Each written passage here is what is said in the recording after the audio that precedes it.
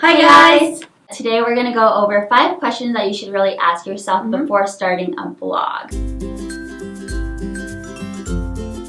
Now, it's really easy to just start a blog, but it's really important for you to know a whole lot about blogging before you actually start it, because it's actually a lot more difficult than people actually think when it's keeping up with your blog. So it's not, we want it to be a good process for you, not a frustrating process. So the more you can learn about it before you even start, the more you know what is ahead of you, the better prepared you can be, and the more successful you're going to be as well. Right, exactly. So obviously there's so much to cover, but here are the top 5 questions that you should really ask yourself before starting your blog. 1, do I want to make this a full-time thing or just a part-time? This is just very important for you to ask yourself this, because this will determine the amount of time that you can really put into your project, into your blog, right? If you all of a sudden are very unrealistic and say, oh yeah, I'm gonna make this blog huge and most of my income is gonna come from this, but you have 2 hours a week to do it, then you're gonna disappoint yourself. You're gonna hit a wall, because blogging, like Sakura said, is a lot of work. So determining the amount of available time that you have, and also understanding what you want to get out of it will help you really plan for it. Yeah, and also with blogging, you need some patience. It takes a while for you to get a little bit of recognition, to get the flow of things, and even to start seeing income. So again, you need a lot of patience. You shouldn't get discouraged. You shouldn't get frustrated. And if you say, okay, this is going to be a part-time thing, or this is just my creative outlet, that frustration won't come out because you're okay with it being part-time or just for a hobby. And the second question that you need to ask yourself is, what will you write about it? Is there something that you're passionate about that you create content for forever? That's important. Yeah, it's really important. I think, again, it's a lot more difficult than people actually think with taking pictures, creating content, scheduling. It's really tough. So you want to make sure that you are blogging about something that you're truly passionate about, so you can do it forever, for a long time. And again, like we said, it takes a while for you to get some recognition. So it's important for you to have that passion behind it and keep doing blog posts without getting any attention from it. Yeah, and what are you knowledgeable about? If you're all into health and fitness and you like to cook, then probably creating content about recipes and workouts, it's not going to be hard for you, right? So you also want to do something that you're good at, so you can add valuable content to all of the content that's out there now, right? And if you're passionate about it, just like Sakura said, you're going to be able to keep going. I think 93% of blogs are just give up. They're not updated, so it's just that 7% of blogs that are being kept up with.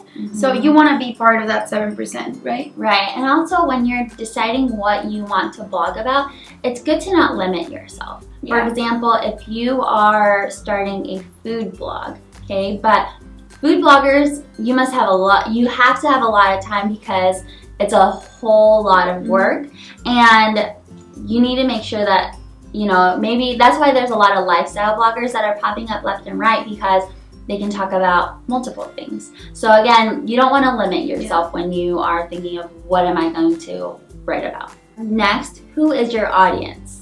This is very important to know, because you need to understand who you're going to be talking to in order for you to create good content and the appropriate content for those readers, right? So do a little bit of research. Right now there's a lot of blogs out there, so figure out who's your competition, who writes about similar topics than you're writing, and who's reading them, and what this audience wants more of. Right? And again, with your competitors, why are they successful? Why do people love them? Are they showcasing more of their personal side, or is it strictly, for example, maybe just recipes and nothing personal? So again, it really depends, but it's important for you to determine that before you start it. And that doesn't mean you're going to turn into someone else. You're not going to copy someone. It's just market research. You're going to see what's working for other people, what's not, and you're going to adapt it to whatever you want to do with your blog. Next, again, what makes your blog different? So, there's really tons of bloggers popping up left and right.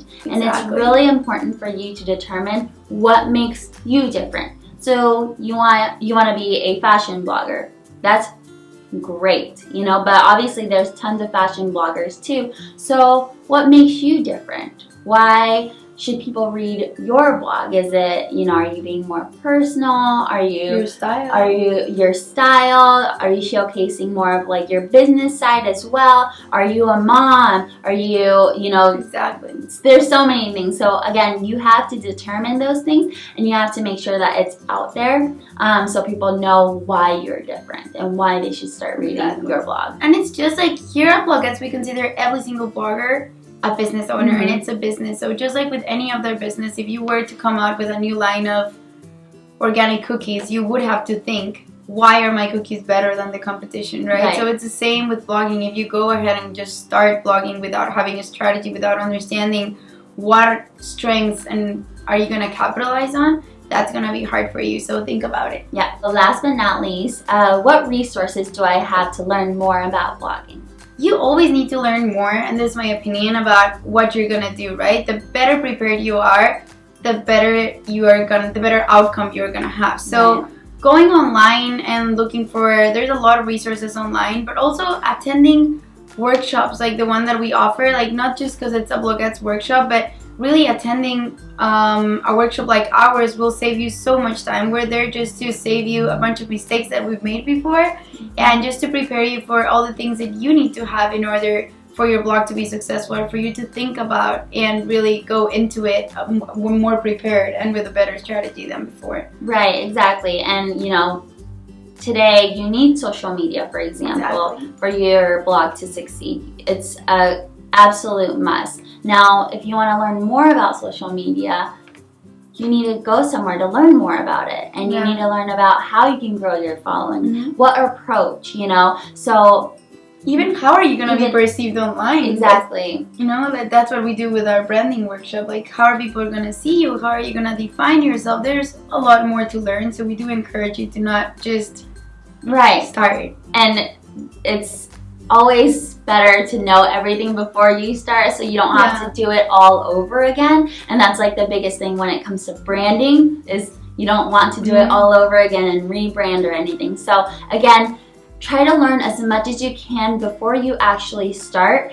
Don't say you want to make tons of money and you want to make your blog a full-time when you don't know how to make money from blogging, you know? So you want to, again, learn everything there is to learn about blogging and social media, and you will be good to go. And again, this is exactly why we have Bloguettes. We started Bloguettes, you know? We learned everything from experience, and we want to share all this knowledge and resource with you guys, so you guys can learn from us. And we keep learning every day. It's a constant evolution in this field. There's just new things coming up left and right all the time. So new social media channels, like everything. So again, you always want to be updated with everything.